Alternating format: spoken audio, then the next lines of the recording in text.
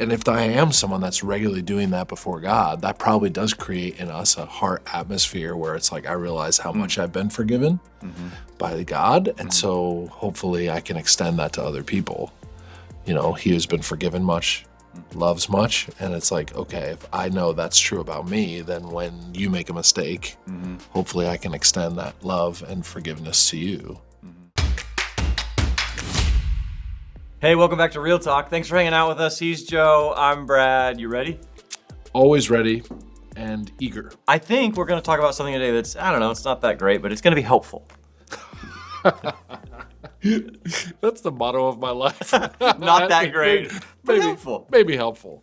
But first, we're going to start with Christmas Would You Rather. We haven't done anything like this in a while. Are you going to feed me a holiday No, I thought about that. That would be like old times, but... Can we put a drop of somebody could link to this holiday stolen moment? Sure. Right here. That was a good one. Number 2 here. I actually think you're really going to like this one, okay? Okay. This is, it has a little glaze on top of it even. It's going to be good. It's good for you because you would... Oh, I think he likes it. Tell me about it.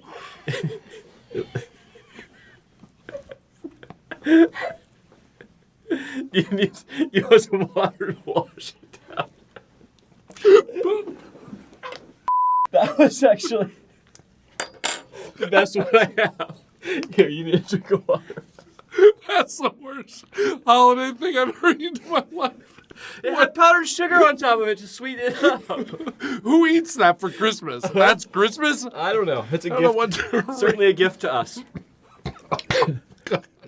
I will. You will never. There's a stain on the carpet where you vomited it out. You will over never there, blindfold and feed me again. This shall never happen. That was the abomination of desolation found in Matthew 24. Wow. Okay. Go ahead. Would you rather? Would you rather get gifts or give gifts? Give.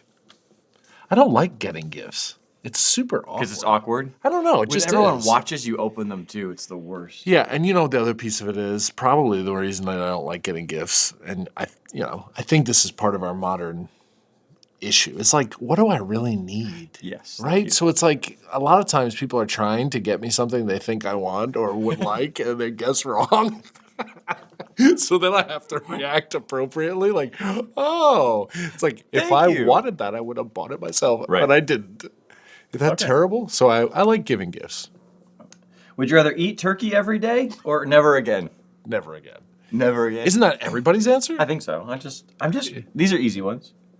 Would you rather get the best gift that you got from last year, like get it again, or get a new gift but you don't know what it is? New gift. Okay.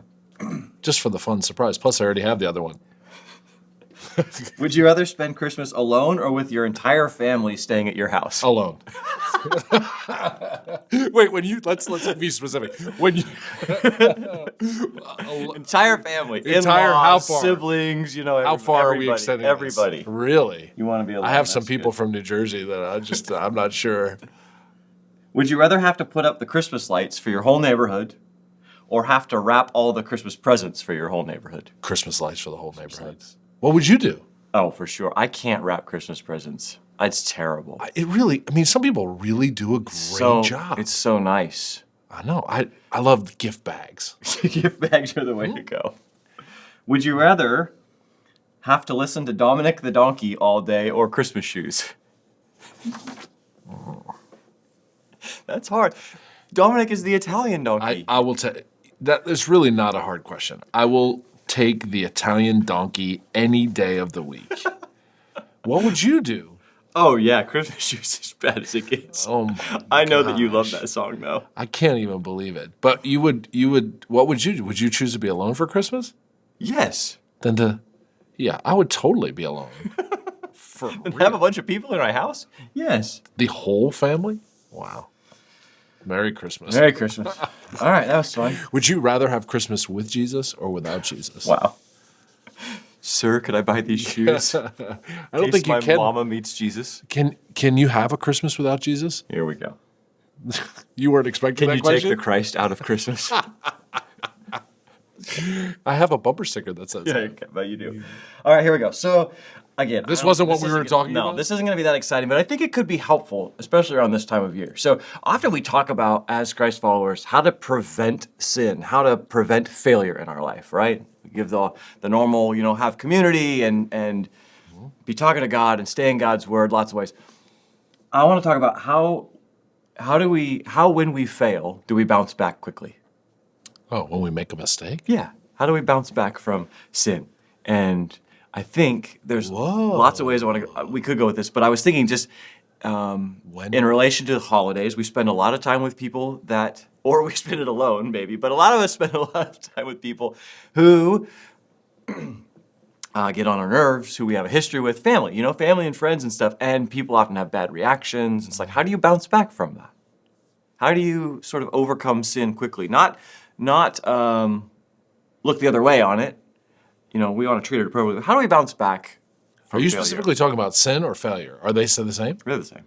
So you're interchangeably Sure. using them. Sin Sure. and If you have a distinction about why they could be different, fine. No, but you made a mistake. We made some kind of mistake and hurt somebody. Or Sure, made some exactly. put our foot in our mouth. Right. Or like what? So this week, about 3 hours after preaching, I totally lost my cool on my son. Like, he deserved every bit of it, no doubt about it. But like, I lost my cool and hollered at him, and immediately I felt bad, And it's like, okay, those are the kinds of things that can happen more often this time of year because we're around people. There's lots of pressure. How do we bounce back from these things? Oof. Wow, that's it's a good question when it takes you 4 minutes to explain what I'm asking you're questions asking. to try to make sure you're understanding this.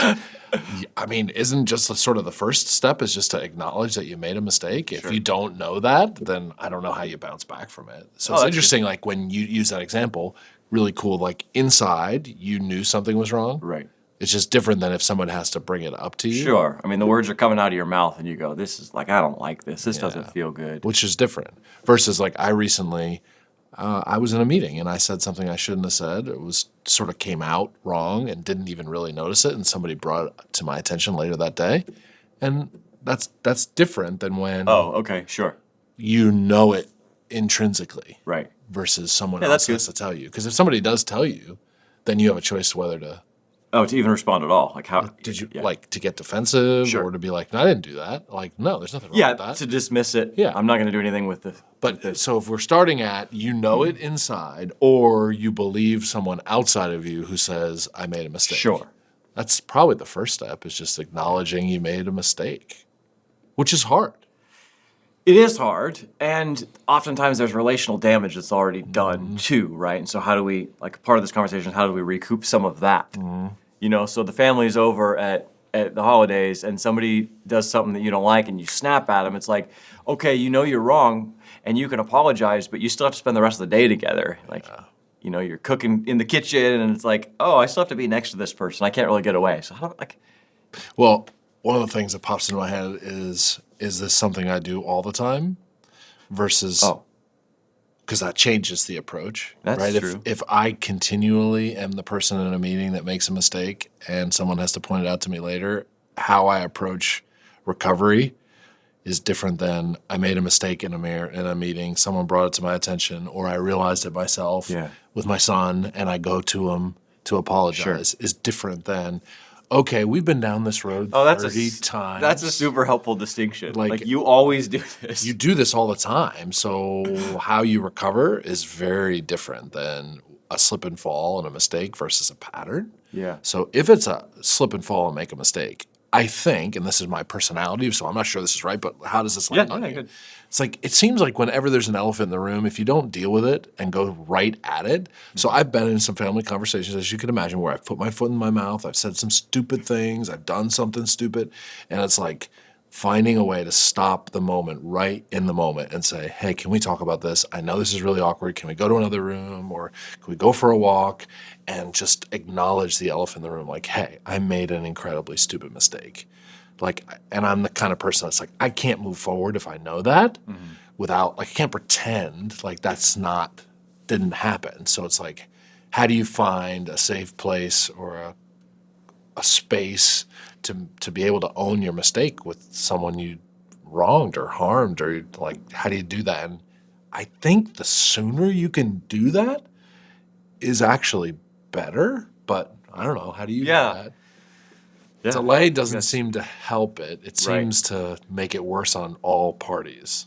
Yeah, on all parties is a good thing too, because it seems to bring, if you don't deal with something, it seems to bring other people into it too, because now they're walking into it. So you're cooking Christmas dinner next to this person that you've just offended, or you've just done something stupid and you've hurt them, and now somebody else comes in to help, and they can feel the tension, right? So it's like now they're in on the problem too. So I think that's good. Cut the tension with a knife, and we don't do anything about So it. going at it as fast as you can, especially if it's just in the daily sort of normal failure, you know what I mean? Yeah.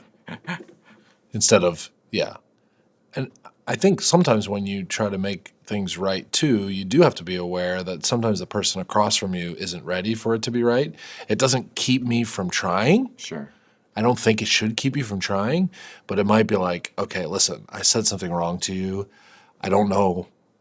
I don't know what I can do to fix it or solve it, but I'm really sorry, and I'm ready to talk about it when you're ready to talk about it. Because sometimes people aren't ready, maybe because the situations have happened in the past, or because the hurt is deeper than you realize. So it's like, I want you to know I'm sorry, and I understand if you're not ready to forgive me, or understand if you're not ready to talk about this. But as soon as you are, I am ready and willing and want to do whatever I can do to own what I've done wrong and repair. Because there's this whole part about making a mistake and recovering where it's acknowledging it is going at it and dealing with it, but it's also restoring. Like there's a restoration part that's about rebuilding trust. Right. Yeah. Because that's really what you do in those moments, I think, is you withdraw trust when you hurt someone. Yeah, kind of along those lines, and you talked about patterns a few minutes ago. I was thinking also to be a person who can bounce back quickly from failure, I think part of that is being known as a person who lets others bounce back quickly. Yeah, so that's good. if I'm a person that keeps short accounts with those who have hurt me, then if I hurt someone, they're more likely certainly to keep a short account with me, right? Because if I hurt you and I come to you and I go, I'm really sorry, I want to move past this. And you're like, well, wait a minute. Every time I mess up, you nail me to the wall. So guess what? Now it's my time to get my pound of flesh. Yeah, that's good. So I think just being a person who is keeping short accounts with others gives you some ability to bounce back quicker.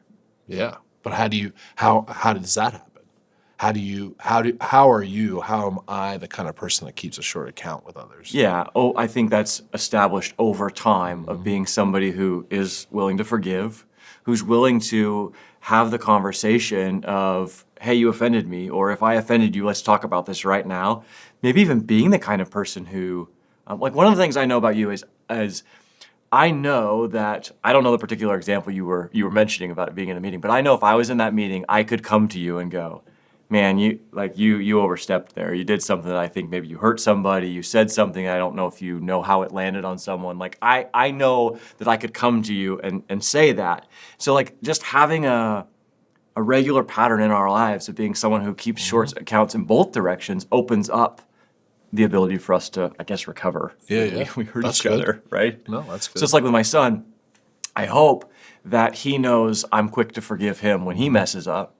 And I don't nail him. I don't always bring up stuff. Hey, you did this, going back. It's like, no, I'm forgiving of him. So I hope when I go to him and go, son, I shouldn't have done that. I hope that he's willing to show me that in return because I've given him that freedom. Yeah, that's good. I mean, it's interesting to kind of connect this all to forgiveness and our willingness to go to God. Like, are we willing to go to God and say, I need forgiveness? Yeah.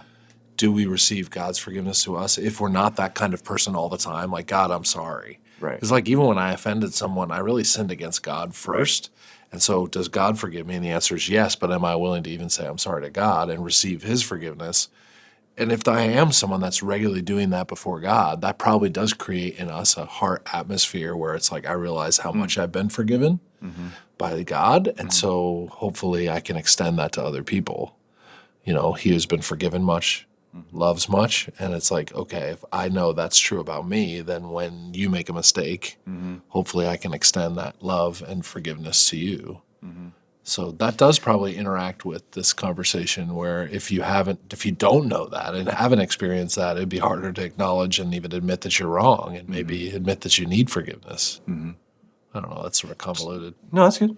So just for a second, flip it 180 degrees then, because I think there's also an element of I want to bounce back quick in my relationships when I hurt someone. Like I want to restore quickly. I want to move past quickly. Again, not to diminish that I've hurt someone, but it's like, no, let's keep moving. We have a relationship.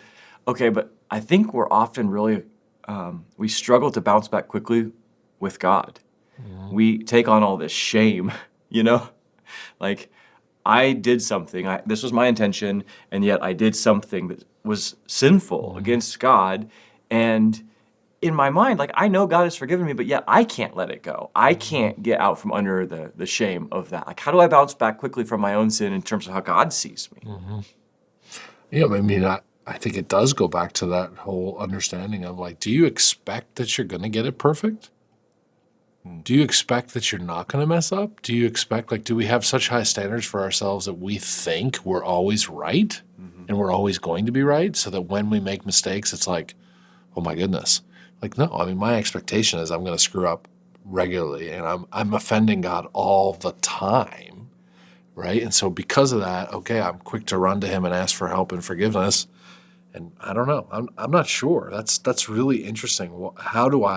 Is the question like, how do I bounce back quick with God because I'm too proud? Or why would what do I need to bounce back with God? Well, no, because he's forgiven us, and yet I don't feel forgiven sometimes, right? Why? Like, why don't we feel forgiven? What is it that keeps us from feeling like we're forgiven? It's so interesting because our relationship with God, vertical, is impacted by our horizontal relationships, and it goes the other way. And vice versa. Right? So there is definitely probably a way that our shame on a horizontal level, like the shame we feel between humans, impacts how we project that to God. And what we feel from God is also what we project to other humans. So I would think if it's hard to bounce back in our relationship with God, one of the data points would be, well, you probably feel that on a human level too. And maybe the human level and maybe our relationships with people that we love has been damaged here. And because because I've made mistakes with people and felt shame and experienced lack of forgiveness, it's probably that's informing my relationship vertically. I'm not sure that makes any sense, but well, I would think just looking at my parents and my family situations, there's ways that I look at my father and how my father interacted with me that I project that on. God must see me the same way. And because of that horizontal relationship, it negatively impacts my vertical relationship with God. That's super convoluted.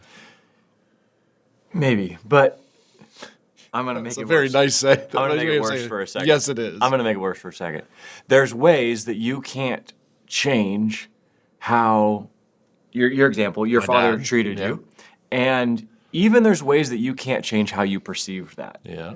But flip it around. Does you allowing a short account with your dad, does you being forgiving towards your father help you understand how your heavenly Father forgives you? Oh, yeah. Right?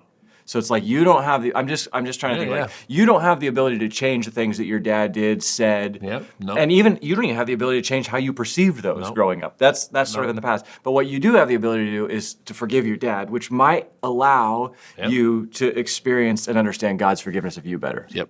Absolutely. And the Spirit of God can rewrite a lot of this stuff and work through right, how this all plays out. But at the end of the day, if I'm struggling with something with God, one question to ask is that struggle rooted in the character of God and what he says, or in a human experience and a character issue with someone on earth that's impacted you?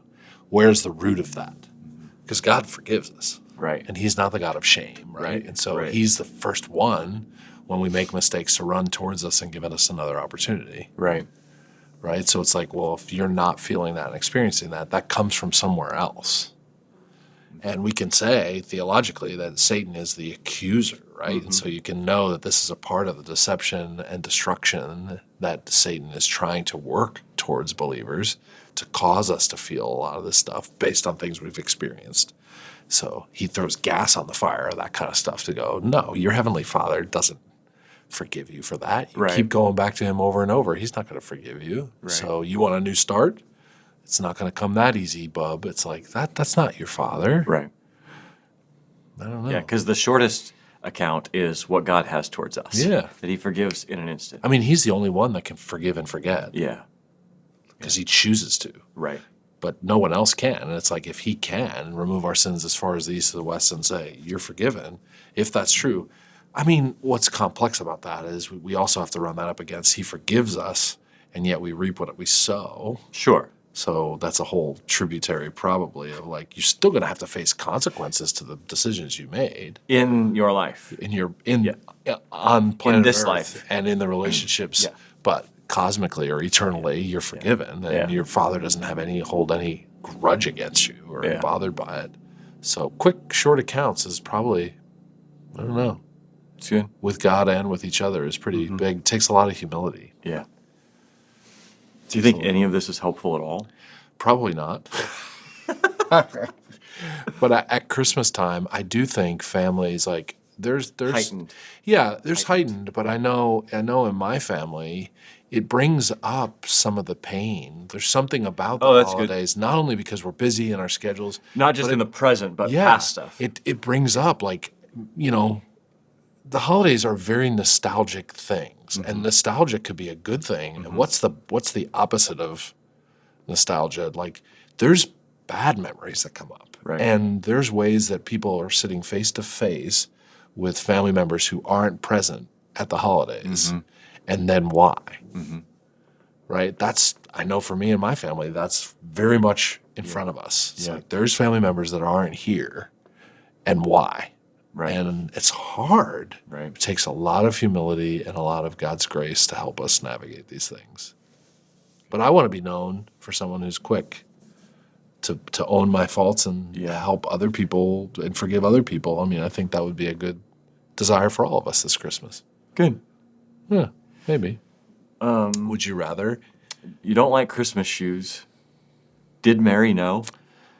I would like to sing about that. Let me sing you a response. Thank you. Did she know? There's some great Christmas music. I think there's some bad Christmas music out there. Really bad Christmas music. Hey, thanks for hanging out. See you next time. Merry Christmas.